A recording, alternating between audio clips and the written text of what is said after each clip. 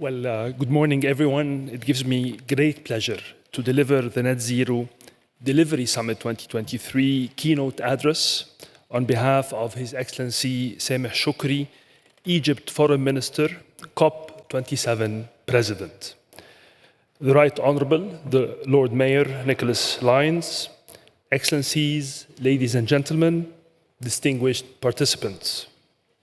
It gives me great pleasure to address you today at this important event that reflects the commitment of the City of London to continue its efforts to mobilize all stakeholders from different sectors and countries and build partnerships with COP presidencies with the aim of supporting the climate agenda and the transition to the new climate-sensitive development model.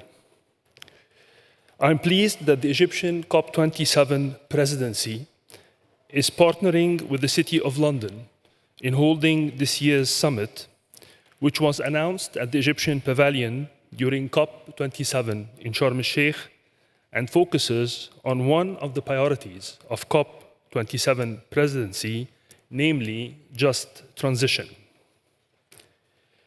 Just transition is a crucial pillar for delivering the ambitious climate change action needed at scale, which is one of the key elements recognized in the Paris Agreement and a core principle within the UNFCCC process. It ensures that global and local climate action protects the planet, the people, and the economy, and does not expand the existing development gaps both at national and international levels. The creation of a just transition work program as means for discussion of pathways to achieving the goals of the Paris Agreement was one of the key outcomes of COP27 and came in response to the strong calls by many in the climate change community. The establishment of this work program reflects the need to ensure just pathways for delivering mitigation and adaptation actions that help secure social and economic development and deliverables, thus leaving no one behind. Different regions, countries, as well as different communities are asymmetrically exposed to the impacts of climate change, as well as to the socio-economic consequences of mitigation and adaptation policies.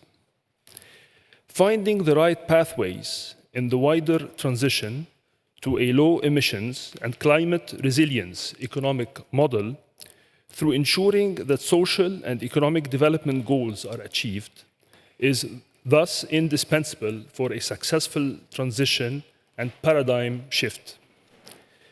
This transition needs to be managed in a manner which ensures the needed shift to and the quick phasing in of low-emission technologies, as well as phasing down of high-emission ones, while guaranteeing that it meets the needs of all communities impacted.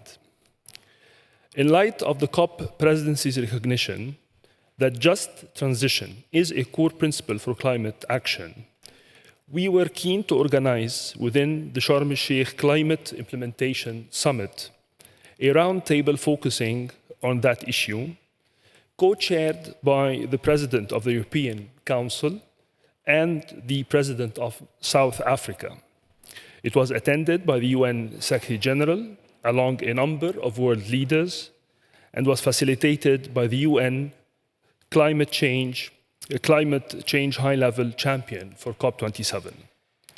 The Just Transition Roundtable fostered dialogue between countries, UN entities, financial institutions, and private sector on how can climate-related transition policies factor social and economic development into the planning and implementing phases of such policies.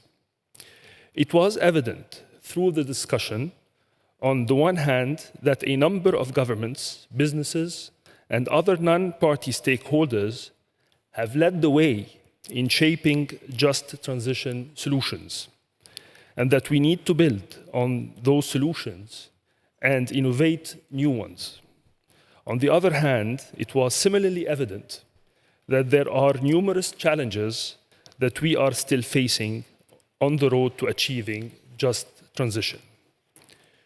The Sharm el-Sheikh implementation plan that was unanimously adopted at COP27 emphasized that just and equitable transition encompasses pathways that include energy, socioeconomic, workforce, and other dimensions, all of which must be based on nationally defined development priorities.